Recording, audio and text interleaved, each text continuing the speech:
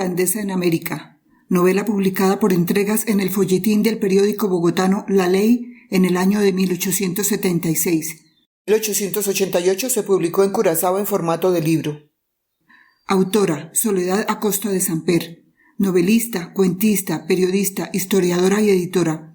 Nació en Bogotá el 5 de mayo de 1833 y falleció a los 79 años en la misma ciudad el 27 de marzo de 1913.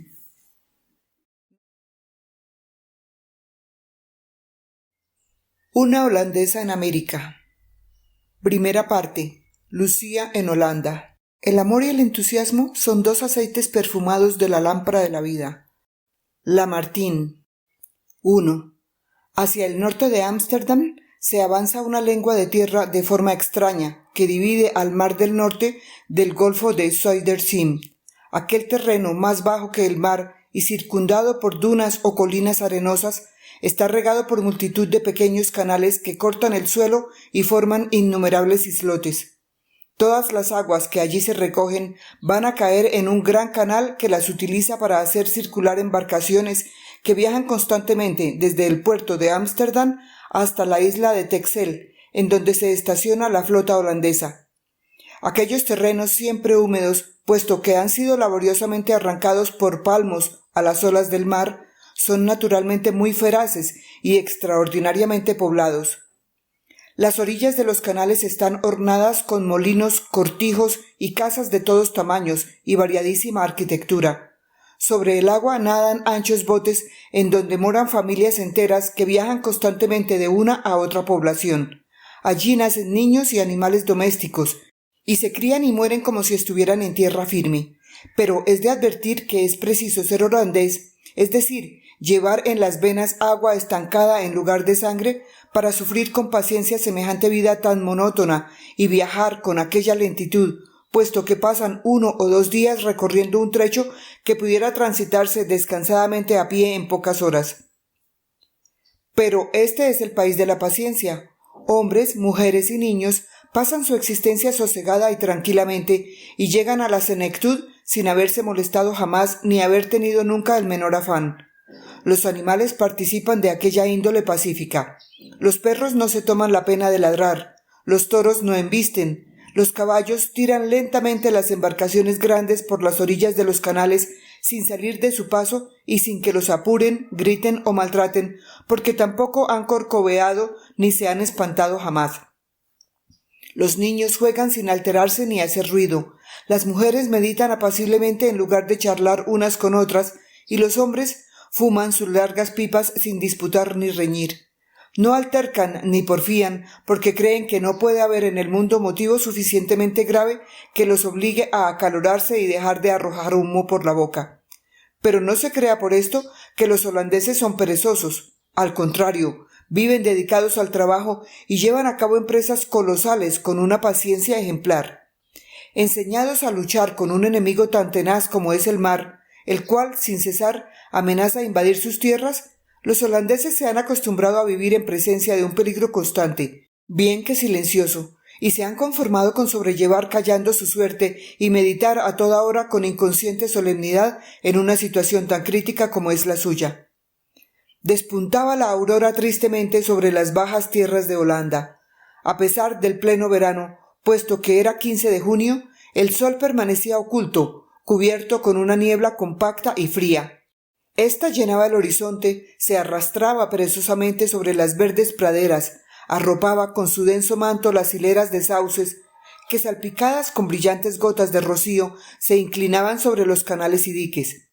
Caprichosamente cobijaba por algunos momentos todo el paisaje, se rasgaba después para dejar descubiertos aquí y allí los altos brazos de los molinos o rojos techos de las quintas y cortijos, volviendo enseguida a desaparecer todo entre el vapor gris. No obstante lo matinal de la hora, todo ser viviente estaba en movimiento según las costumbres del país, es decir, una actividad sin ruido ni animación. Las puertas y ventanas se abrían unas tras otras, y en ellas aparecían robustas sirvientas armadas con escobas, plumeros y cepillos que deberían servirles para empezar la faena diaria, mientras que otras se dirigían a los aseados establos para ordeñar las vacas y dejarlas libres después en los prados, mugiendo suavemente para llamar a sus crías. La voz maternal del ganado se unía al sonido de las campanas que llevaba cada res atada al cuello, al balido de las blancas ovejas y al destemplado chillido de los patos, gansos y cisnes que nadaban por centenares en los canales divisorios de las heredades. Las poco infladas velas de las embarcaciones aparecían aquí y allí a ras de tierra, como fantásticas sombras se deslizaban pasando por delante y por detrás de los molinos y casas, y enseguida desaparecían entre la niebla como en sueños inverosímiles. Todos los canales estaban cubiertos de embarcaciones. Se veían botes tirados por caballos que caminaban pausadamente por la orilla, y sin impacientarse nunca, los tripulantes aguardaban a que se fueran llenando las compuertas de los diques para bajar hacia la mar. Otros pequeños botes iban manejados con una percha larga, y éstos avanzaban con mayor prontitud. Entre estos últimos nos fijaremos en la embarcación que guiaba a un joven con singular destreza y se adelantaba aceleradamente a través de las enmarañadas plantas de iris silvestre, de florido nenúfar y otros bejucos acuáticos, los cuales tenía que romper con la percha al hundirla en las orillas del canal. Nuestro viajero contaría poco más o menos unos 24 años de edad. Era blanco y rubio, y sus ojos azules y cabello crespo y abundante denotaban su origen en parte holandés, aunque su erguido talle y movimientos elegantes, mano pequeña y nerviosa, y cierta energía y fuego en la mirada, unida a su actividad, no dejaban duda de la mezcla que debería de haber en su sangre con alguna raza meridional. Después de pasar sin detenerse delante de varias casas que se levantaban a orillas del canal, el viajero se detuvo enfrente de una habitación. La casa era de 3 pisos, edificada completamente de ladrillo rojo, y sus paredes parecían un tablero de ajedrez, tan llenas de ventanas estaban, y sobre el tejado se leía con brillantes colores la fecha y el año en que fue concluida. Al frente ostentaba un jardincillo simétrico con alamedas de árboles cortados iguales todos y de blanqueados troncos para que se pudiesen lavar todos los días. De trecho en trecho se alzaban sobre zócalos de ladrillo vidriosos jarrones de loza con plantas floridas. El suelo estaba perfectamente barrido, y en ninguna parte se veía una hoja seca, ni la más leve basura ni mancha, y hasta la grama tenía un color uniformemente verde esmeralda. Algunas gradas de piedra conducían a la puerta principal, la cual estaba coronada con una inscripción en holandés que decía «Vreugde en vrede». Nota, alegría y paz. En el original dice «Eeuwig vrede», pero ha sido corregida. Nota de las editoras. Fin de la nota. Todas las casas de la dicha provincia llevaban inscripciones como aquella, que caracterizan las costumbres y cándidas ideas de sus habitantes. Además del canal común, que era como si dijéramos el camino real, había otro particular que circundaba el terreno y por vía de cerca lo dividía de las heredades vecinas. Nuestro joven ató su bote a la orilla del canal principal y pasando por un elegante puente abrió la puerta del jardín y se dirigió a la casa sin hacer alto en la congregación de gansos y de cisnes que se le habían agregado, marchando detrás de él y formando con sus chillidos una música discordante, que significaba que aguardaban con una impaciencia rara en aquel país su pitanza natural. En tanto, el joven se limpiaba cuidadosamente las botas en un instrumento que para el caso se hallaba al pie de las gradas, y al subirlas golpeó fuertemente con el picaporte en la cerrada puerta. Ante el ruido se presentaron simultáneamente a una ventana del segundo piso 2 jóvenes blancas y rosadas que lo saludaron y al mismo tiempo le abría la puerta una sirvienta rolliza. «Here». Nota 11. Señor. En el original dice «Herz», pero ha sido corregida. Nota de las editoras. Fin de la nota. «Carlos», exclamó ésta. «¿Vengo muy de mañana?», preguntó el joven. «No», contestó la criada, «ya las señoras están en pie. Entre usted». «Solo vengo en calidad de correo», repuso él, «y quisiera hablar con la señora». «Aquí viene la señorita con su prima». «¡Abre la sala, Brígida!», exclamó una voz desde arriba, y aparecieron bajando las escaleras de los pisos altos las 2 niñas que hemos visto asomarse a la ventana. «No puedo entrar», contestó el joven, «ni detenerme, pero quisiera ver a la señora madre de usted», añadió dirigiéndose a una de las 2 niñas, después de saludar a ambas con agradable sonrisa. «Mi madre está en la lechería. Brígida», añadió, «ve a llamarla». Esto dijo la más grande de las 2 jóvenes. Era ésta de elevada estatura, blanca, bien carnuda y de fisonomía franca y alegre. La otra era menos rosada, pequeña de cuerpo y delgada. Tenía el pelo casi rojo, los ojos pardos y expresivos, la boca grande, la nariz bien formada. Pero, como no podía llamársele fea, no era hermosa como su prima, la cual parecía una rosa fresca, lozana y llena de vida y amabilidad. —¿Qué se ofrecía a usted con mi tía tan de mañana? —preguntó la más pequeña. —Traigo unas cartas para ella que me dieron en Ámsterdam. —Esas deben ser para mí —repuso la joven alargando la mano para recibirlas. El llamado Carlos la miró con vacilación, pero no se las dio. —Démelas usted, señor Van Firpoon, pues mi tía no tiene secretos para nosotras, y además toda carta que llega de Ámsterdam es de América, es decir, de mis padres.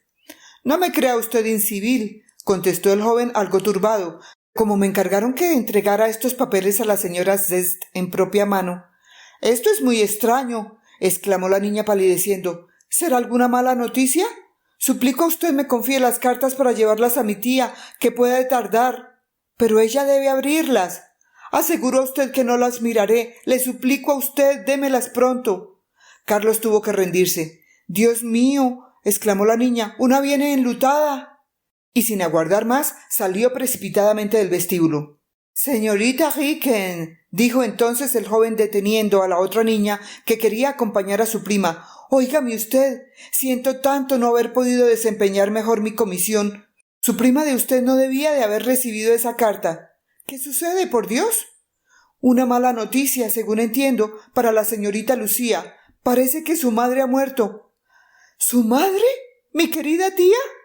—¡Pobre Lucía! —exclamó la niña con hondo sentimiento. —Adiós, señor Van Firpoon —añadió conmovida—. Es preciso que vaya a buscar a mamá, que también quería muchísimo a su hermana, y a acompañar a mi prima. ¡Pobrecita! Y al decir esto se alejó aceleradamente, mientras que el joven se dirigía hacia el jardín y atravesándolo llegaba al puente. Allí se detuvo para mirar hacia la casa, en cuya puerta se leía como una amarga ironía: alegría y paz. En la orilla del canal encontró a Brígida, la sirvienta, que echaba de comer a los gansos y cisnes, los cuales la rodeaban con ruidosísima algazara. —Brígida —le dijo—, sus amas han recibido una mala noticia. Tal vez la necesiten a usted. —¿Una mala noticia? —repitió la mofletuda holandesa, sin afanarse, sin embargo, ni moverse de su sitio. —Sí, y repito, pueden necesitarla adentro. —¿Y cuál será la noticia? —preguntó otra vez la criada con la misma cachaza. —Como sé que usted ha sido la nodriza de las niñas y aún de sus madres, ¿puede ser que le interese?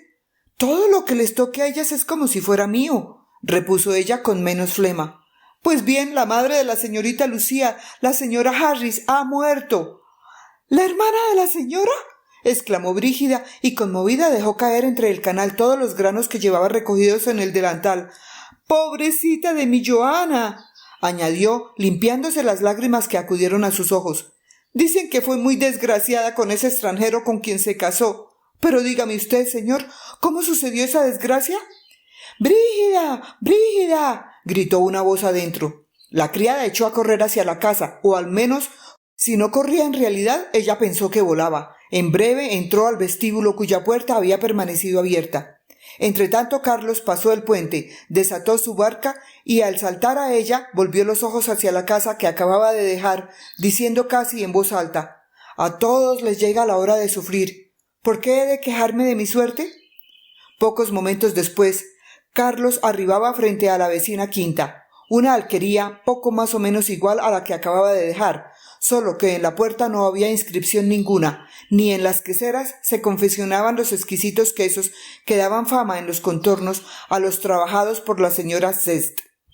Un sirviente en mangas de camisa se paseaba por el jardín, arrancando con impaciencia las hojas secas y podando las ramas de los árboles que sobresalían a las demás. Apenas vio acercarse a su amo cuando corrió a su encuentro, le ayudó a saltar a tierra, ató la barca a la orilla, sacó algunos líos que encontró en el fondo de la embarcación y todo lo hizo con una animación y agilidad que probaron que aquel hombre no era natural del país. «Ah, mi querido amo», dijo acercándose al joven y hablando en lengua francesa, «¿nos trae usted alguna noticia?». «Nada nuevo», contestó Carlos, «siempre la incertidumbre. Mi madre lo está guardando, y como es usted siempre tan puntual, temimos que le hubiera ocurrido alguna novedad». Me fue preciso detenerme algunos momentos en la casa vecina. Pero no me has dicho si mi madre ha vuelto a sentir algún trastorno en estos días desde mi partida. Como madama la... Silencio. ¿Cómo olvidas mi recomendación? Quería decir que, como la señora Fanferpun no se queja nunca, no sé si he sufrido algo, pero Josefina dice que pasa las noches en vela. La incertidumbre la matará al fin, exclamó Carlos con doloroso acento. Momentos después penetraba en un pequeño aposento, lujosamente amoblado y adornado con ricas alfombras turcas, pesados cortinajes de seda, espejos, bellos cuadros de pintura y otras prendas de buen gusto. Recostada entre almohadones y sobre muelle diván, rebujada en un chal de la India, yacía una dama aparentemente muy anciana, aunque no lo era en realidad, pues las penas la habían envejecido antes de tiempo y las enfermedades la marchitaron prematuramente. Sus males físicos y morales provenían de aquellas aflicciones hondas y constantes que sólo se sienten en la edad madura y cuando ya no quedan en el corazón ilusiones que puedan consolar. «¡Carlos!», exclamó la señora levantándose para abrazar tiernamente a su hijo. «¿Qué me traes de nuevo?», añadió. «Esta carta». «¿De quién es? ¿Será de...?» «No, madre mía, no se alucine usted. Yo, por mi parte...» «¿Qué? He perdido las esperanzas». «No digas eso, no lo digas», exclamó ella con una energía nerviosa que hacía contraste con la singular fragilidad de su cuerpo extenuado. «Repito», repuso él, «he perdido las esperanzas. Sería crueldad, por cierto, alimentárselas, madre mía, cuando no las hay». «Pues yo repito», contestó ella, «que ya no perderé nunca la confianza en la misericordia de Dios. Una madre espera siempre, hasta morir». Se incorporó. Con temblorosas manos trató de romper el sobre de la carta, pero su misma impaciencia le impedía hacerlo, así que se la dio a Carlos para que la abriese. «Ahora léemela», dijo ella. Él le obedeció. La carta decía lo siguiente: «Distinguida señora nuestra, la mercancía que usted nos pide está sumamente escasa en Francia. Por consiguiente, no podemos darle una contestación satisfactoria.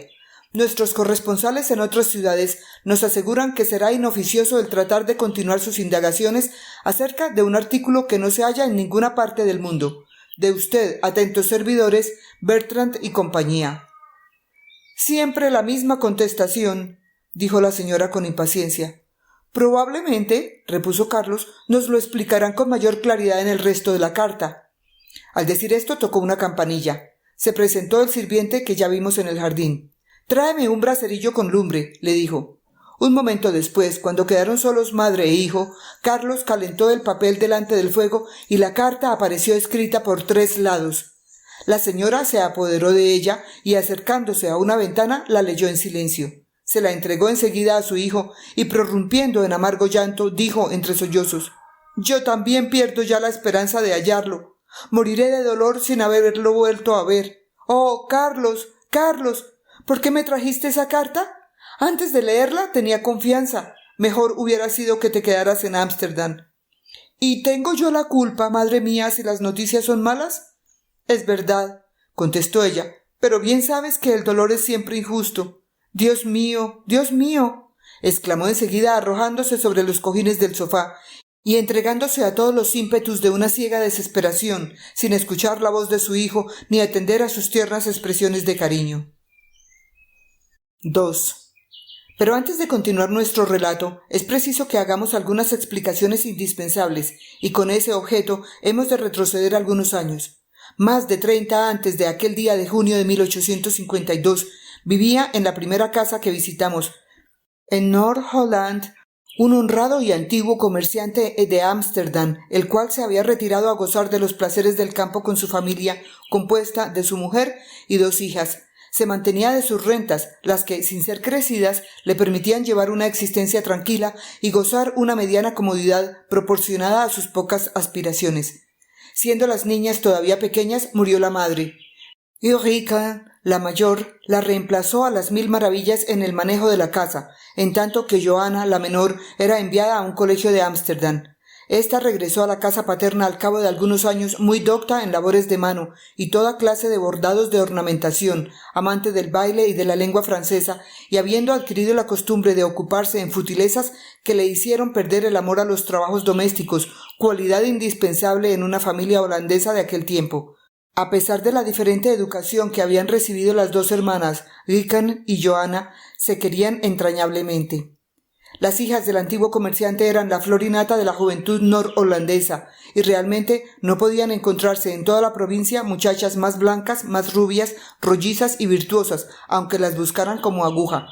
Era de verse cómo llamaban la atención cuando se presentaban en alguna feria o mercado de los alrededores, con sus hermosas peinetas de oro, vistosos corpiños de seda y ricas sayas a la moda de la provincia, manifestando a las claras que era muy bien puesto el nombre que se les había dado, los tulipanes de Zuiderzee.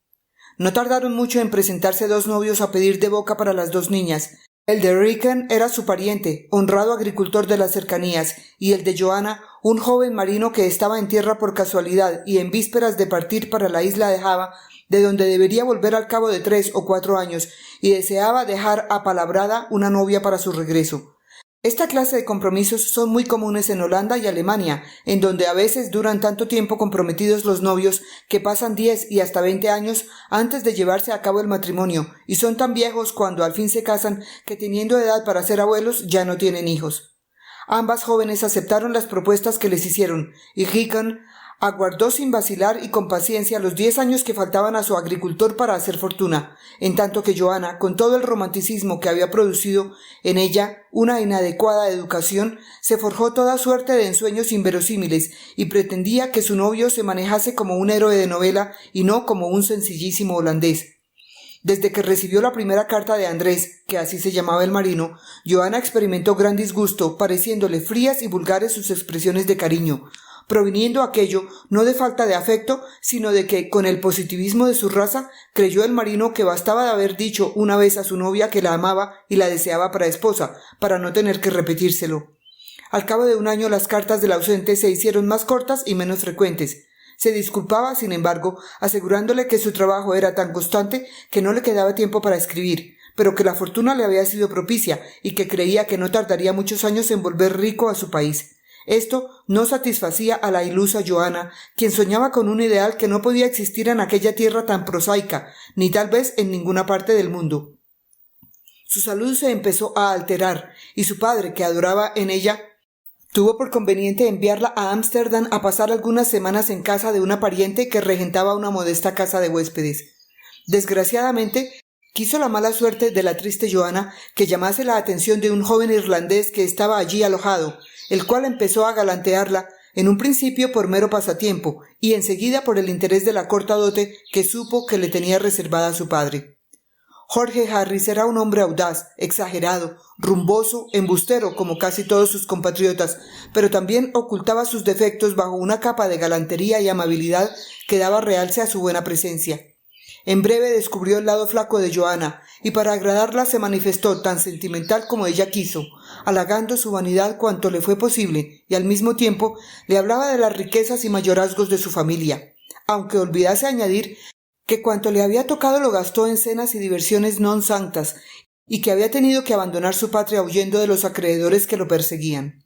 En pocas palabras, añadiremos que Johanna, embelesada con una conquista que halagaba su amor propio, no quiso oír las amonestaciones de su padre, los consejos que le daban los miembros de su familia, ni las súplicas de su hermana, que le pedía que aguardase por lo menos el regreso de Andrés, que debía ir a hacerle una visita dentro de pocos meses, y arregló matrimonio con el extranjero. Cuanto le decían en contra de aquel improvisado noviazgo era contraproducente porque Johanna, que pretendía vengarse de la supuesta frialdad del ausente, deseaba a todo trance que la encontrase casada a su arribo a Holanda, y así apuró aún más su matrimonio y adelantó, en lugar de retardar, el día en que debía verificarse. Naturalmente, apenas tuvo Harris la dote en su poder, cambió completamente de conducta y se ocupó nada más que en darse gustos sin cuidarse gran cosa del de su mujer. Perdió en gran parte su antigua cortesía a medida que menguaban los haberes recibidos y mostrándose tal como era en realidad ante los ojos de todos, es decir, un hombre fatuo y de mal carácter, arrancó una a una las ilusiones que se había forjado Johanna. Esta no pudo ocultarse a sí misma la equivocación que había sufrido con aquel descabellado matrimonio, tanto más cuanto que a poco llegó el marino, tan constante como era de esperarse de un hombre que no había visto una mujer blanca durante 3 años, y llevando una fortuna adquirida en mucho menor tiempo de lo que había pensado. Andrés no se quejó ni se manifestó, empero desesperado, y aunque profundamente herido en el fondo de su alma, no la reconvino, sino que después de comprar una bonita propiedad con el producto de las arduas expediciones que había emprendido en lejanos países, tornó a embarcarse y dejó por muchos años la tierra holandesa.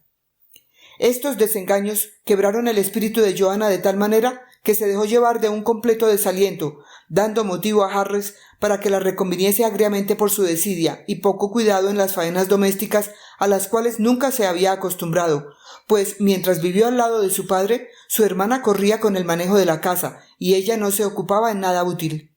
Entretanto fueron naciendo varios niños que no solamente le quitaban el tiempo, sino que fueron causa de que se marchitase su fresca tez de rosas, y su marido se fastidiaba más y más con la monótona existencia que soportaba en aquella provincia.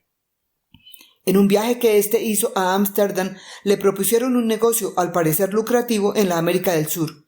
Él se entusiasmó con aquello, con anuencia de su mujer, que era demasiado negligente para oponerse a cosa alguna, vendió un terreno que aún le quedaba y se embarcó con Johanna y los 3 niños mayores, y dejando a cargo de Ricken, que se había casado, una niña de pocos meses que ésta crió junto con su propia hija, nacida en el mismo año. La apatía y el carácter decidioso de Johanna, que le impedía tomar interés en cosa alguna, ni aun siquiera en el bienestar de sus propios hijos, acarreó la muerte de 2 de ellos durante la navegación, no llegando a Sudamérica sino una niña de los 3 niños que había embarcado. Entretanto, la niñita que había quedado con su tía en Nord-Holland había crecido lozana y feliz en aquel tranquilo hogar, y cuando Ricken perdió a su esposo se dedicó enteramente al cuidado de su hija, que llevaba su propio nombre, y a Lucía, su sobrina. Pasaron los años, y si las cartas de Johanna eran siempre tristes y desabridas, las cuales se reducían a dar parte cada año de algún hijo nuevo, la correspondencia de Harris estaba plagada de rumbosas descripciones de la regalada vida que llevaban él y su familia en la Nueva Granada, hoy Colombia. Allí, según él, era respetado y atendido por todos, y dueño de inmensos y valiosísimos terrenos que beneficiaba en grande escala. Su existencia era igual a la de un príncipe de la India. Lucía se acostumbró, pues, a creer que sus hermanos vivían en medio del boato y del esplendor de una corte, y sólo la sólida educación que había recibido y su excelente corazón le impedían mirar con desprecio y despego su propia existencia en un medio tan prosaico, mezquino y vulgar. Felizmente, nuestra heroína había heredado las únicas cualidades de su padre, un constante buen humor y carácter alegre y una grande energía física y moral, lo cual, unido a la sólida educación que su tía le había proporcionado, había llevado de Ámsterdam una institutora que educó a ambas niñas, enseñándoles lo necesario sin sacarlas de sus costumbres caseras. Formó un conjunto encantador. Lucía amaba muchísimo el estudio, pero como su prima Ricken no tenía los mismos gustos, aquella se acostumbró a crearse un mundo aparte, leyendo mucho, particularmente viajes. Y como en la familia nadie quería nunca hablar de Harris, Lucía se propuso rendirle culto como a un ser que aquellas gentes sencillas eran incapaces de comprender, y en su ignorancia del mundo y entusiasmo juvenil, le revistió en su imaginación de cuantas nobles cualidades halló descritas en los héroes de las aventuras más extrañas. Pero no se crea que Lucía no fuese amada, ni que ella no quisiese muchísimo a sus parientes, y sobre todo a su tía y su prima. Al contrario, rara vez se vería una familia más unida y un hogar más feliz que el de la señora Cest y sus 2 hijas, como ella las llamaba, las cuales no se habían separado ni un día de su lado. Merced a su inteligencia y natural curiosidad, Lucía logró aprender sola la lengua española y leía con gusto cuanto encontraba en aquel idioma, sobre todo si se trataba de América. De aquella manera llegó a formarse una idea enteramente poética e inverosímil de este mundo nuevo, en que creía que todo era dicha, perfumes, belleza, fiestas constantes, paseos por en medio de campos ideales, y por consiguiente se despertó en ella un deseo ardiente de conocer país tan privilegiado. A veces, y en el fondo de su alma, no podía menos sino quejarse de la suerte, que la había tratado con mucho rigor, privándola de todo lo que gozaban sus padres y hermanos, aunque otras veces le parecía imposible poder separarse de su tía y su prima. Habían cumplido 20 años las 2 niñas, algunos meses antes de empezado nuestro relato, cuando se rugió que una abandonada quinta, vecina de la señora Cest, había sido refaccionada y ricamente amueblada para que se instalase en ella una señora de edad madura con un hijo, el joven que conocemos ya, el cual había recibido una brillante educación en París. Sin duda, con motivo de una larguísima permanencia en Francia, Carlos tenía todo el aspecto de un francés, a pesar del apellido holandés que llevaba, aunque su madre era vástago de una familia distinguida de Noord-Holland. Esto fue lo único que los curiosos habían logrado indagar, a pesar de que procuraron hacer hablar al sirviente de confianza de la familia Van Verpoon, así como a la camarera francesa que la señora había llevado de Francia. Pero los vecinos encontraron que aquellos sirvientes no sabían una palabra del idioma del país y se comunicaban por señas con los demás. Aunque la recién llegada no salía casi nunca de la casa, y lo más que hacía era pasearse algunas veces en el jardincillo de la quinta, Rican y Lucía solían encontrarse con Carlos Van Verpoon en los límites de sus respectivas heredades, puesto que, como ya hemos dicho, las dividía apenas un angosto canal.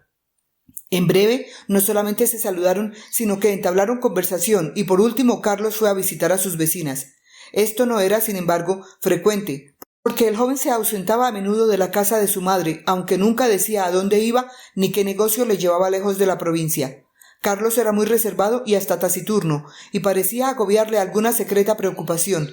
Sin embargo, una vez que cobraba confianza era alegre y expansivo, complaciente e inservicial, sin descubrir por eso nada que le concerniese, ni hablaba nunca de su familia, pero a veces en la conversación no podía ocultar que había conocido de cerca a los personajes más importantes de la afinada corte de Luis Felipe, y que su posición social en Francia había sido de las más encumbradas. A pesar de la curiosidad que la familia había despertado entre las gentes de la comarca, aquel sentimiento se fue gastando poco a poco, merced al ningún alimento que recibía. Y cuando la vemos por primera vez ya nadie se ocupaba de los Van Verpoon, puesto que Carlos solo se comunicaba con la señora Zest y que ésta y sus hijas no habían logrado descubrir el evidente misterio que los rodeaba. Ahora, bueno será reanudar el hilo de nuestra interrumpida relación volviendo a nuestra heroína principal. 3. Inútil sería describir la pena que causó a Lucía la funesta noticia que le llevó Carlos Van Verpoon aquella mañana de junio. A pesar de la casi indiferencia que la niña había creído notar en el afecto de su madre, que jamás le manifestaba en sus cartas, siempre desabridas y cortas, deseo alguno de tenerla a su lado, Lucía lloró sinceramente la muerte de una madre que no conocía. Una vez pasada aquella primera impresión dolorosa, su tía le señaló la carta que Harris le había escrito, en la cual le significaba que una vez viudo era llegado el momento de reclamar a su hija, cuya presencia, aseguraba, sería el único consuelo en su aflicción.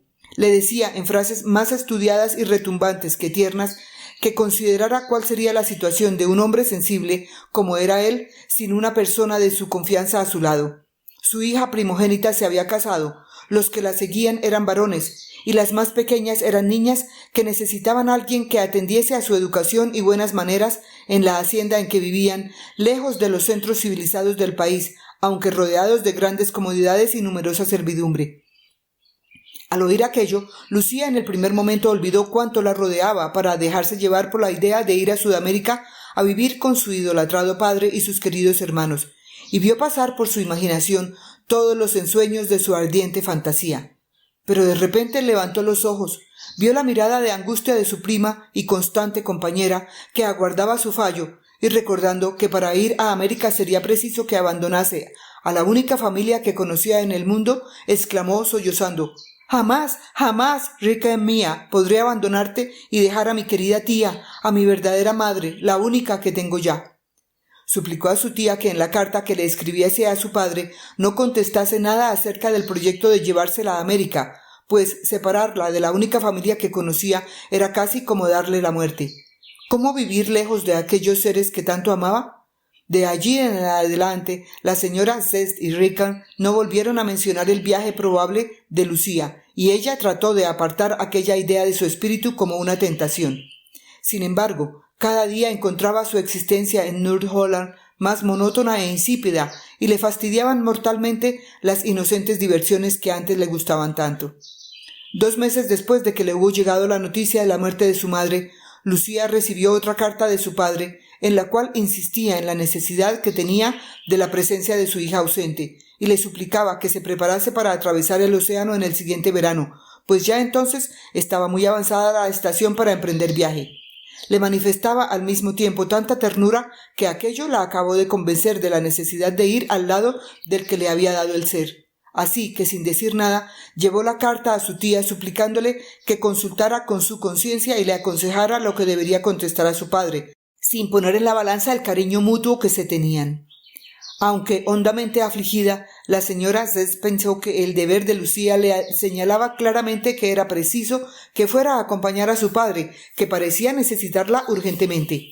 Acallando su pena, hizo presente a su amada sobrina que solo cumpliendo con sus deberes puede una mujer ser feliz en la vida terrenal y después en la eterna, y que aunque le agradecía en el alma el amor que les tenía a ella y a Rican, aquellos afectos eran menos sagrados que los que la llamaban a través de los mares. Enseguida escribió ella misma a Harris, manifestándole que aunque amaba a su sobrina como a su propia hija, ella no vacilaría en devolvérsela, puesto que él lo deseaba así, pero le suplicaba como un favor que le permitiese darle el ajuar nupcial que había algún tiempo preparado para ella, como lo hacía para Rican, siguiendo las costumbres holandesas, según las cuales en toda casa de familia honorable se empieza a preparar el ajuar de novia, sin que se haya presentado aún ningún pretendiente, apenas llegan las niñas de la casa a ser mujeres. La señora Zest había puesto sumo cuidado en escoger las mejores telas para los ajuares de sus hijas, y hacía 3 años que las 2 niñas se esmeraban en fabricar sus ropas nupciales. Cada pieza era una maravilla de laboriosidad y paciencia, pues se consideraba que, según estuviese mejor o peor cosido todo, la niña sería buena o mala madre de familia, siendo aquel el crisol al que se le sometía. Se entiende que uno de los objetos de aquella curiosa costumbre era acostumbrar a las niñas a que fuesen económicas, cuidadosas y laboriosísimas. En su debido tiempo se recibió la contestación de Harris. Este daba las gracias a su cuñada por su bondadoso ofrecimiento, que probaba su buena voluntad, pero al mismo tiempo le advertía que había dado carta blanca a su corresponsal en Ámsterdam para que entregase a Lucía todo cuanto pudiese necesitar en el viaje, sin pararse en gastos. Felizmente, no fue preciso apelar al corresponsal de su padre, porque la señora Zest fundó su orgullo en proporcionar a su amada Lucía cuanto pudiese necesitar en muchos años, y decimos que felizmente así sucedió, porque Harris tuvo la inadvertencia de olvidar remitir la dirección del comerciante encargado de entregar el dinero ofrecido. La conformidad que manifestó su tía con aquella separación hirió tanto el impresionable corazón de Lucía, quien pensaba haberse hecho necesaria en aquella familia, en la cual ella se consideraba igual a Rican. Sentíase sumamente afligida con la supuesta indiferencia de la señora Zest, sin comprender que ésta encubría una profunda y verdadera pena bajo aparente conformidad. Y a la verdad, ella sentía la partida de la que había amado como a su propia hija más que la misma Lucía, puesto que si la niña abrigaba en su corazón ilusiones y esperanzas juveniles, la tía había pasado ya la edad en que se encuentran nuevos afectos y se forman otras costumbres. Lucía debería partir en el siguiente mes de junio, y como faltaban aún muchos meses para irse habituando a la idea de la separación, hablaban de ella sin mucha tristeza, como sucede con todas las cosas que se sabe han de suceder sin apelación posible. Esta es la ventaja de las resoluciones firmes. En aquello que no cabe vacilación, el espíritu se acostumbra a todo y se habitúa a lo que más pena le causa en un principio. Es cosa cierta, aunque dolorosa, que el corazón se conforma al fin con todas las circunstancias, situaciones y cambios de la existencia y acaba por aceptarlos todos. Con todo, se acomoda el alma humana, todo lo acepta al fin. Sin embargo, hay corazones que no pueden resignarse a la pérdida de ciertas personas amadas porque la esperanza se anida en todas las situaciones, menos en aquellas en que la muerte ha tenido parte. Este sentimiento es una de las pruebas más patentes de que hay en el hombre una parte de sí mismo que es inmortal y que se resiste a considerar posible el aniquilamiento total de lo que hemos amado. Rican, que tenía un carácter fuerte y afectuoso, se ocupaba sin cesar en preparar obras de costura y sencillos adornos que debía llevar Lucía a América, a fin de que la tuviese presente a todas horas y en todas las partes de su nuevo hogar. Estas ocupaciones las tuvieron entretenidas durante los largos y fríos meses del otoño y del invierno, en los cuales poco podían salir de su casa ni recibían visitas de sus parientes y amigos. Carlos Van Verpoon permaneció ausente gran parte de aquel tiempo, y la señora, su madre, se eclipsó tan completamente que a pesar de la desnudez de los árboles que rodeaban las quintas, nunca la llegaron a ver en el jardín, y hasta las ventanas permanecían cerradas herméticamente. Con las primeras ráfagas menos frías de la brisa de la primavera que se acercaba, y los rayos más cálidos del sol de marzo, los prados empezaron a verdear, y algunas florecillas se atrevieron a surgir entre la naciente hierba. Una tarde en que el sol parecía más brillante y soplaba un viento menos helado, Rickon invitó a Lucía a pasear por una dehesa que limitaba el cortijo por el lado de la propiedad de Van der Poel. Caminaban descuidadas, conversando con animación, bastante lejos de la casa, cuando de repente se oyó un lejano trueno por el lado del mar. «Esta noche tenemos tempestad», dijo Rickon, «y te aseguro que me atormenta». «¿Por qué?», preguntó Lucía. «Porque pienso que dentro de poco tú también estarás navegando en ese mar traicionero». «Bah, no te aflijas, Rickon mía. Bien sabes que las tempestades de verano son menos peligrosas y poco frecuentes».